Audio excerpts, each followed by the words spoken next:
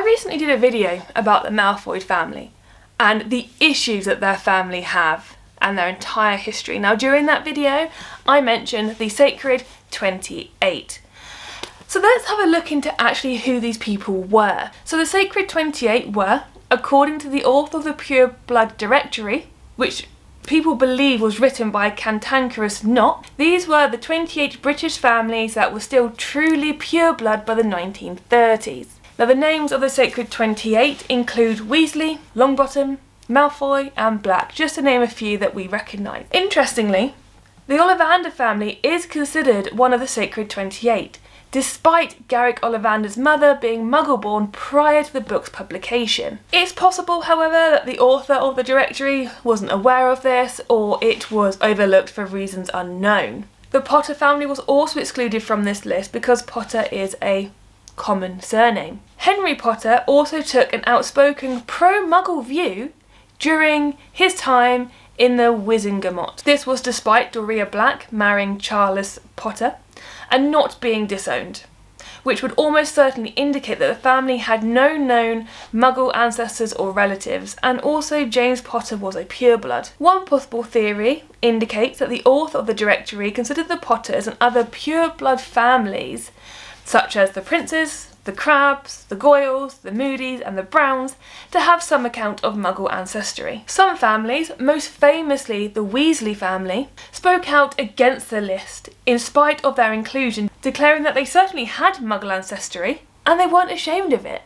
Now, we know how much Arthur was obsessed with Muggle items, so yeah, they wouldn't want to be on this list, would they? So the families who were proud of being included, or who wished they had been, labelled them blood traitors in retaliation. Although the Malfoys were noted as respectable members and as one of the Sacred 28, a title they were extremely proud of, they did not take the pure blood supremacy to the point of inbreeding.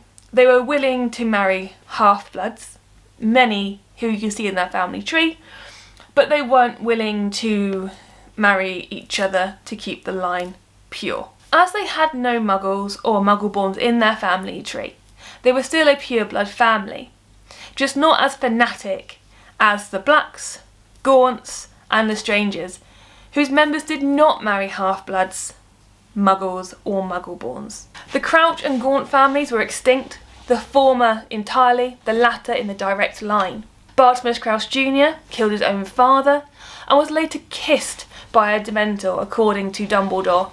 He was the last member of his family. Morphine Gaunt, the last surviving male member of the family who did not have children, died in Azkaban after being framed for murder by his half-blood nephew, Tom Riddle, who died in the Battle of Hogwarts and who had an illegitimate daughter, Delphine. So is the House of Black, which was extinguished in 1996 due to the death of the last male member, Sirius Black. Andromeda Tonks, née Black, however, married a Muggle-born wizard, Edward Tonks. They did not match up to the policy of the directory anymore. The house continued through several indirect lines, namely Scorpius Malfoy, Edward Lupin and Delphine Riddle, illegitimate daughter of Bellatrix Lestrange. The British branch of the Lestrange family were presumably extinct in the male line, as neither Rabaston or Rodolphus Lestrange, the last known members, had any children. The Malfoy family continued in Scorpius Malfoy, the only son of Draco Malfoy and Astoria Greengrass, which means that both families have been secured of an heir, although in Greengrass's case, an indirect heir. Scorpius Malfoy also indirectly continued the House of Black, his paternal grandmother being Narcissa Malfoy. The Weasleys continued their tradition of being singularly prolific, with the exception of Charlie and Fred Weasley.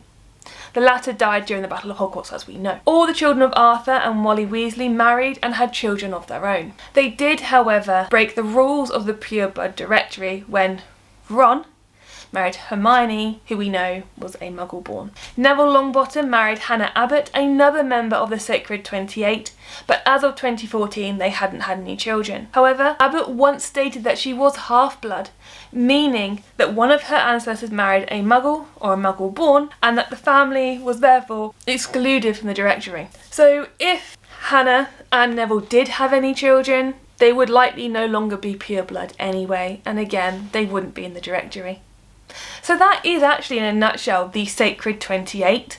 So we've got family names that we recognise, we've got some that are still in the directory, some that have married themselves out of it, and some that could technically still be classed as being in it but don't want anything to do with it. So that, guys, is just a little link back to that video I did about the Malfoy family, just to explain a little bit more about the Sacred 28 and why the Malfoys, it would be so important to them. But that's it for today's video, guys. Hope you liked it. Give it a big thumbs up if you did. Hit that subscribe bell so you don't miss anything else that we've got coming up, and we'll see you in the next one.